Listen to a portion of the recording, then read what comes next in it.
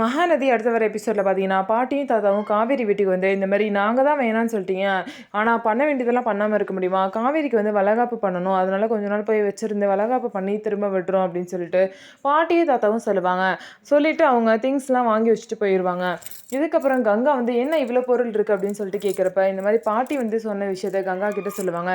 என்னது வளகாப்பா, அப்போ எனக்கு எப்போ வைப்பீங்க அப்படின்னு சொல்லிட்டு கேட்குறாங்க.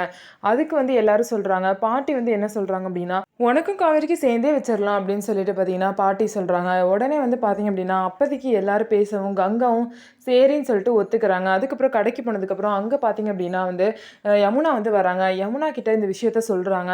உடனே யமுனா பார்த்தீங்கன்னா அவங்களால முடிஞ்சதெல்லாம் ஏற்றி விடுறாங்க.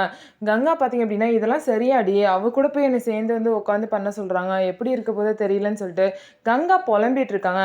புலம்பிட்டு இருக்க கங்காவுக்கு ஆறுதலாக பேசாமல் இந்த யமுனா பார்த்தீங்க அப்படின்னா என்ன சொல்லுவாங்க அப்படின்னா, அது எப்படிக்கா, அவள் கூட வந்து உனக்கு வந்து ஃபங்க்ஷன் வச்சா அவள் தான் அப்படியே ஹீரோயின் மாதிரி மெயினான இடத்துல இருப்பா, அவளை தான் எல்லாம் கவனிப்பாங்க, நீ வந்து அவள் பக்கத்தில் இருக்க ஒரு பொண்ணா ஜஸ்ட் அவளை தான் இருப்ப.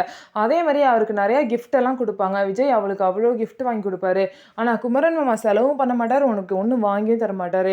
அப்படி இருக்கும்போது நீ தாங்க அங்கே அசிங்கப்பட்டு நிற்ப, அவனுக்கு சேர்த்து எங்க பண்ண சொல்கிற, இதெல்லாம் வேணான்னு வீட்டில் சொல்லிடு அப்படின்னு சொல்லிட்டு யமுனா சொல்லவும், ஆமாடி நீ மட்டும் தான் நீ புரிஞ்சுக்கிட்ட, நீ சொல்கிறது தான் கரெக்ட் அப்படின்னு சொல்லிட்டு யமுனா பேச்சையும் கேட்டுட்டு பார்த்தீங்கன்னா கங்கா வந்து திரும்ப வீட்டில் போயிட்டு எனக்கு வந்து சேர்ந்து காவேரி கூட ஃபங்க்ஷன் வைக்க வேணாம், எனக்கு தனியாகவே வைங்க, அவளுக்கு பர்த்டேலேருந்து கல்யாணத்துலேருந்து எல்லாமே கிராண்டாக நடந்துச்சு, ஆனால் எனக்கு வந்து அப்படி இல்லை, இதுக்கப்புறம் நடக்க போகிற ஃபங்க்ஷனாக அவளுக்கு கிராண்டாக தான் நடக்கும், எனக்கு ஒரு ஃபங்க்ஷன் கூட கிராண்டாக நடக்கல, அதனால் எனக்கு வளகாப்பு தனியாக தான் நடத்தணும், இல்லை எனக்கு வளகாப்பே வேணான்னு சொல்லிட்டு கங்கா வந்து அடம் பிடிக்கிறாங்க.